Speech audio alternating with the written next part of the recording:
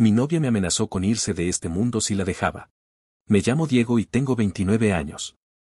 Si alguien me hubiera dicho hace un año que mi vida se convertiría en un torbellino de drama, toxicidad y desesperación, no lo habría creído. Siempre pensé que las relaciones complicadas eran cosa de películas o de personas que no sabían elegir bien. Pero ahora sé que nadie está exento de caer en una historia como la mía. Todo comenzó cuando conocí a Sofía. Era hermosa, carismática y tenía una energía que atrapaba a cualquiera. Nos conocimos en la boda de un amigo en común, y desde el primer momento hubo una conexión innegable. No pasó mucho tiempo antes de que estuviéramos juntos. Al principio, todo fue perfecto. Salíamos a cenar, reíamos hasta el amanecer y teníamos una complicidad que creía inquebrantable. Pero con el tiempo, empecé a notar pequeñas señales que ignoré por completo. Sofía tenía un temperamento fuerte. No era simplemente una persona de carácter firme, sino alguien que, en un segundo, podía pasar del amor absoluto al enojo irracional. La primera vez que ocurrió, estábamos en un restaurante de lujo celebrando nuestro tercer mes juntos. El lugar tenía una iluminación tenue, música de piano de fondo y un ambiente romántico. Todo parecía perfecto, hasta que el mesero me sonrió amablemente al tomar la orden. Nada fuera de lo normal. Pero Sofía se puso tensa, cruzó los brazos y apenas me dirigió la palabra durante el resto de la cena. Cuando intenté hablar con ella, explotó: ¿te gustó cómo te miró? Seguro que te encantaría que te pidiera el número, ¿no? Me reí, creyendo que era una broma, pero sus ojos estaban llenos de furia.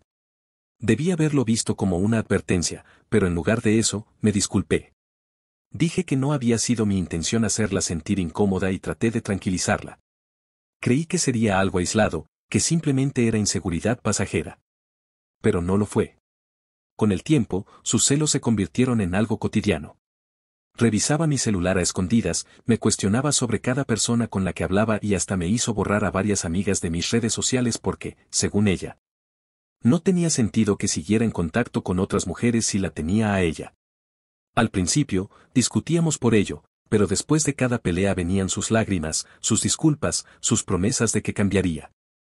Es que te amo demasiado, solía decir entre sollozos, y yo, estúpidamente, le creí. La situación empeoró cuando decidimos vivir juntos. Pensé que eso traería estabilidad a nuestra relación, pero en cambio, todo se intensificó. Sofía quería saber dónde estaba a cada minuto. Si me demoraba más de lo habitual en el trabajo, recibía un sinfín de mensajes preguntándome qué hacía, con quién estaba y por qué no le respondía de inmediato. Si salía con mis amigos, se molestaba y hacía que la culpa me carcomiera. Si de verdad me amaras, no tendrías necesidad de estar con ellos, decía. Y lo peor es que, poco a poco, le fui creyendo. Dejé de ver a mis amigos, de compartir con mi familia. Mi mundo empezó a girar exclusivamente en torno a ella.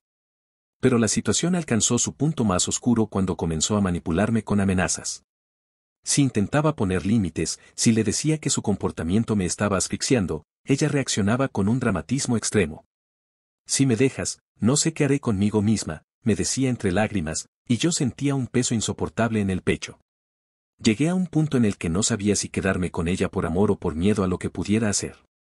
Una noche, después de una discusión en la que le dije que necesitábamos espacio, Sofía desapareció. Apagó su teléfono y no supe nada de ella durante horas. Desesperado, la busqué por toda la ciudad, llamé a sus amigos, incluso fui a su casa, pero nadie sabía nada. Finalmente, a la madrugada, me envió un mensaje: estoy en el hospital.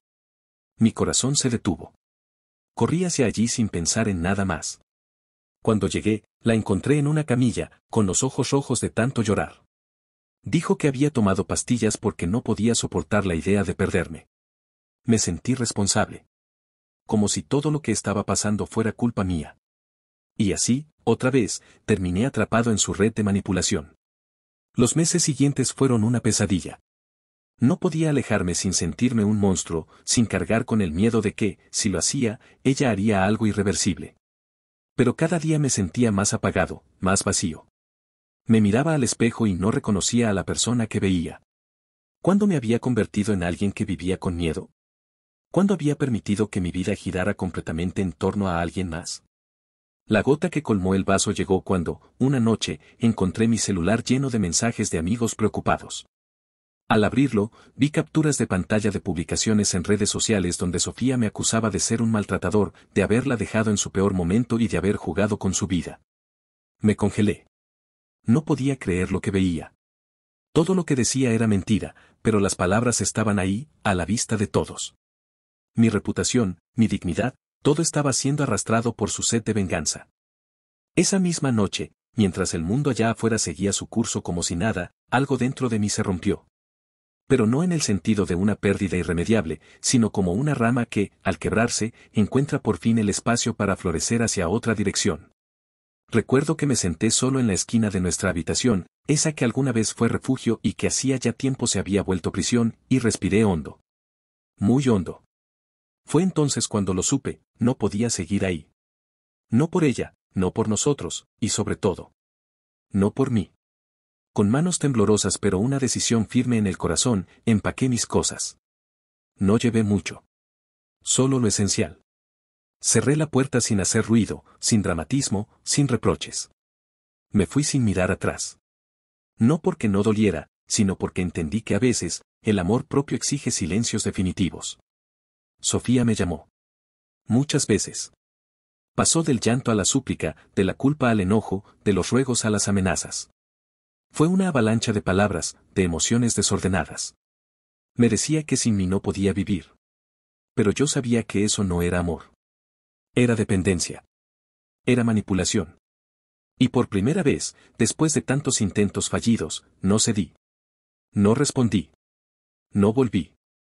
Tomar esa decisión no fue heroico, fue doloroso. Lloré muchas noches. Dudé. Me sentí culpable, frágil, a la deriva. Hubo momentos en los que creí que quizás había exagerado, que tal vez todo podría haber sido diferente si yo hubiese sido más paciente, más fuerte, más comprensivo.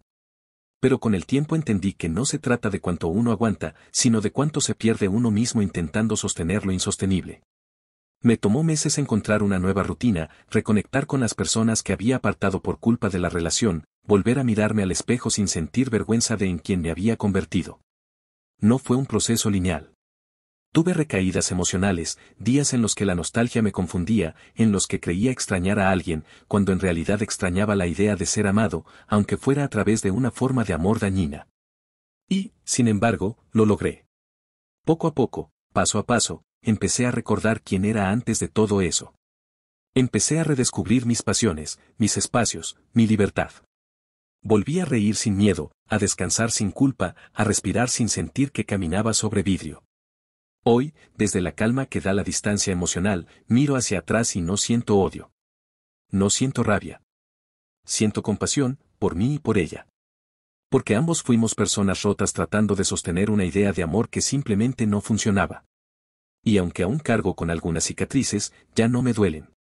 Las veo como marcas de supervivencia, como recordatorios de que salí. De que elegí salvarme.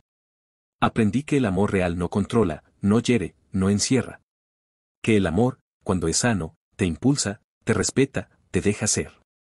Y, sobre todo, entendí que uno no necesita llegar al límite para darse permiso de irse. Que no es necesario que todo esté destruido para decidir empezar de nuevo. Hoy estoy bien. No perfecto, pero bien. Estoy en paz.